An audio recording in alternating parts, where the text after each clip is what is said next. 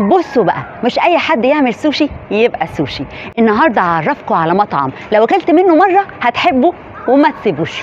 سوشي ان بوكس، والمكان ما يتوهش عند جامع الصديق. هتلاقي كشك على يمينك، هتدخل الشارع ده هتفضل ماشي طوالي اخر الشارع في مول اسمه فلوريدا مول. هتفضل مكمل وتدخل يمين، بعد تالت عمارة هتكون وصلت عمارة 2 شارع محمود عصمت. المكان هنا هيعجبكم جدا، ولا الأسعار مش هتلاقيها في أي حتة في مصر، أنا بتكلم جد. والمفاجأة اللي حابب يعمل حفلة أو عيد ميلاد أو تخرج يعمل لكم السوشي اللي تحبوه وبالعدد اللي نفسكم فيه.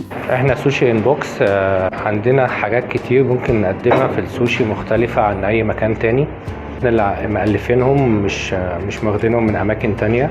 في حاجات كتير برضو ممكن نقدر نعملها زي النودلز في التشاينيز فود.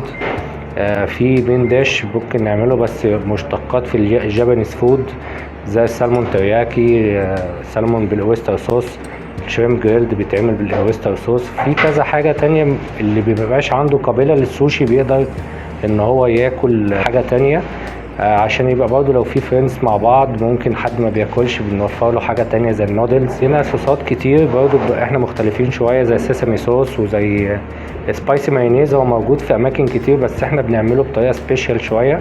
ومفاجاه تانية برضو ان سوشي ان بوكس بيعملوا لكم منيو جديد، واسعاره بتبدا من 8 جنيه لحد 20 جنيه القطعه، وتختاروا انتوا بقى على حسب مزاجكم. اما الفرع التاني ليه في مدينه نصر 5 عمارات ملسا جنب سيتي ستارز. ياللي بقى ملكوش في السوشي جربوه على ضمانتي، هتحبوه وتدمنوه وما تسيبوشي.